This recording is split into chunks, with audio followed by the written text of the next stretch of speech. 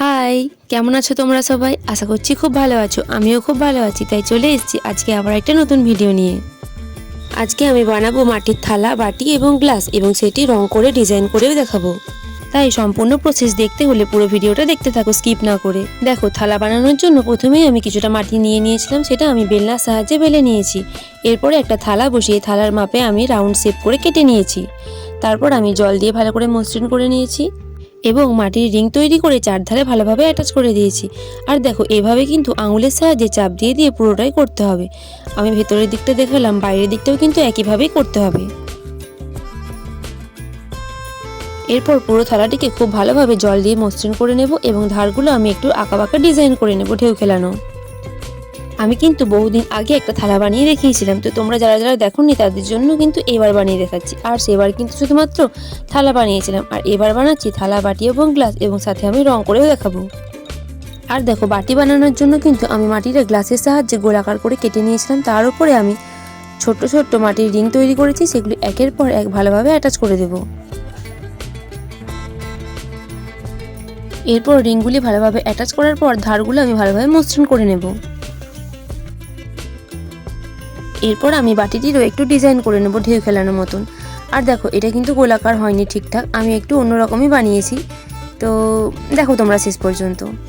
পর আমি বানাবো একটা ছোট্ট গ্লাস, তার জন্য দেখো গোল করে মাটিটা কেটে নিয়েছি। এরপরে কিন্তু আমি একইভাবে মাটির রিংগুলো একে একে ভালোভাবে অ্যাটাচ করব। যেহেতু আমি গ্লাস বানাবো, তাই কিন্তু অনেকগুলো রিংই বানাতে হবে এবং এই রিংগুলো কিন্তু একই মাপের করতে হবে। আর দেখো, তোমরা যদি ভাবো যে রিংগুলো আগে লাগিয়ে নেবো তারপরে অ্যাটাচ করবো, তাহলে কিন্তু সমস্যা হবে। একটা করে রিং লাগাবে এবং ভেতর দিকটা কিন্তু অ্যাটাচ করে দেবে। বাইরের দিকটা সবার শেষে করলেও হবে, কিন্তু ভেতর দিকটা কিন্তু করতেই হবে, নইলে কিন্তু পরে অসুবিধা হবে। আর দেখো, আমার কিন্তু এখানে গ্লাসটা রেডি হয়ে গেছে মোটামুটি। আমি খুব ভালোভাবে বাইরের দিকটা এবং ভেতরের দিকটা মসৃণ করে নিয়েছি জল দিয়ে। আর গ্লাসেও কিন্তু আমি একটু আঁকাবাঁকা ডিজাইন করে নিয়েছি, অর্থাৎ ঢেউ খেলানো। আমি এখানে থালা, বাটি এবং গ্লাস তিনটিতেই ঢেউ খেলানোর ডিজাইনটা করেছি।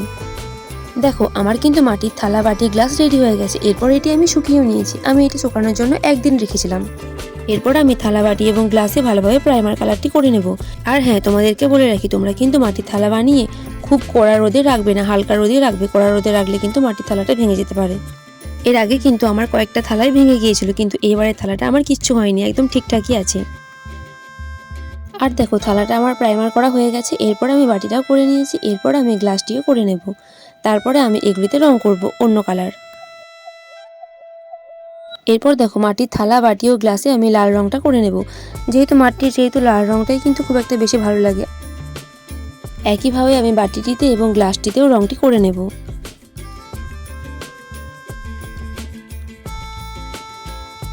আর জানো তো, এই বাটিটি এবং গ্লাসটি বানানোর সময় ভেবেছিলাম হয়তো ভালো হবে না, কিন্তু বিশ্বাস করো, আমার বানানোর পর আমার নিজেরই অনেক পছন্দ হয়েছে। গ্লাসটা এবং বাটিটা খুবই সুন্দর হয়েছে।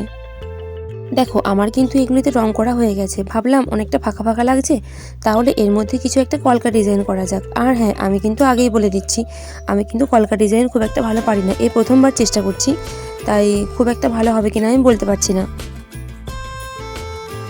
তাই দেখো, প্রথমে আমি কম্পাসের সাহায্যে গোল মতন করে নিয়েছি। তারপরে আমি ছোট ছোট ফুল করে নিয়েছি। আর লেডের সাহায্যে আমি কিছুটা করে নিয়েছিলাম। তারপর ভাবলাম দরকার নেই, লেড দিয়ে করলে কালো হয়ে যাচ্ছে, তাই আমি এরপরে তুলি দিয়েই করে নিচ্ছি।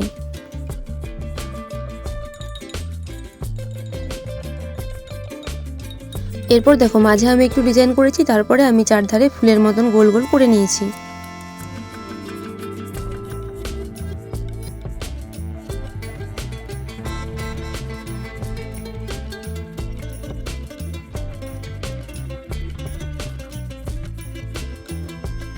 আর জানো তো, আমার এইগুলো বানাতে যতটা সময় লেগেছে তার থেকে অনেক বেশি লেগেছে এই কলকা ডিজাইনটা করতে। তার কারণ আমি তো খুব একটা পারি না, আর আমার খুবই ভয় লাগছিল কলকা ডিজাইনটা করার আগে যে আমি কমপ্লিট করতে পারবো কিনা বা থালাটা নষ্ট হয়ে যাবে কিনা। কিন্তু মোটামুটি আমি কমপ্লিট করতে পেরেছিলাম। হয়তো প্র্যাকটিস করলে আমি আরও ভালোভাবে করতে পারবো। দেখো, এখানে আমি রাউন্ড করে নিয়েছিলাম। তারপরে আমি দুই ধারেই ফুলের মতন করে নিয়েছি। এই ডিজাইনটা একদমই সিম্পল ডিজাইন, সবাই জানে। আমি খুব একটা পারি না, তাই আমার একটু সময় লেগেছে করতে।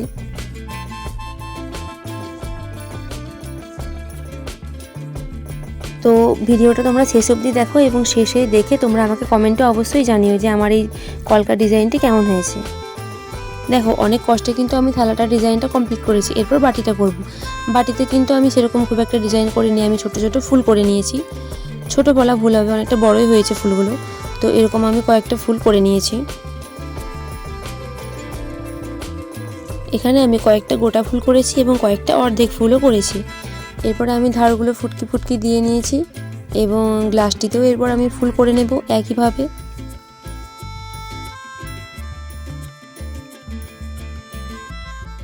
আর জানো তো, ভিডিও অন করে এইসব কলকা ডিজাইন বা তুলির কাজ করতে গেলে কিন্তু আমার হাতটা খুবই কাঁপে, কিন্তু ভিডিও অন না করলে কিন্তু মোটামুটি ঠিকঠাকই করতে পারি। আর দেখো বাটিটার মাঝখানটা ফাঁকা ফাঁকা লাগছিল, তাই আমি সেখানেও একটা ছোট্ট ফুল করে নিয়েছি। এবং গ্লাসটিও ফাঁকা ফাঁকা লাগছিল, তাই আমি গ্লাসে ওপর দিকে এবং নিচের দিকে কয়েকটা অর্ধেক ফুল করে নিয়েছি। তাহলে দেখো আমার কিন্তু মাটির থালা, বাটি এবং গ্লাস রেডি হয়ে গেছে।